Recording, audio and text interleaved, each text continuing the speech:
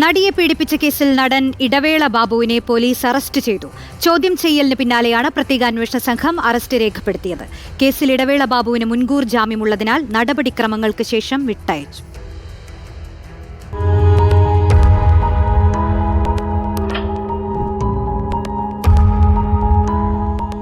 രാവിലെ 10 മണിയോടെയാണ് പ്രത്യേക അന്വേഷണ സംഘത്തിന് മുമ്പാകെ ഇടവേള ബാബു ചോദ്യം ചെയ്യലിന് ഹാജരായത്.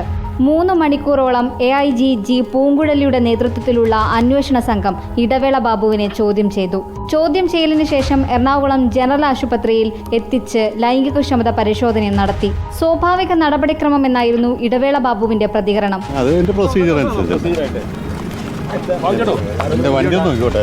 പിന്നീട് 1 ലക്ഷം രൂപയുടെ 2 ആൾ ജാമ്യത്തിൽ വിട്ടയച്ചു.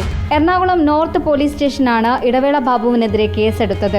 AMMAയിൽ അംഗത്വം നൽകാനായി ഫ്ളാറ്റിലേക്ക് വിളിപ്പിച്ചെന്നും ലൈംഗിക അതിക്രമം നടത്തിയെന്നുമാണ് നടിയുടെ പരാതി. കേസിൽ നടിയുടെ രഹസ്യമൊഴിയും രേഖപ്പെടുത്തിയിരുന്നു. റിപ്പോർട്ടർ, കൊച്ചി.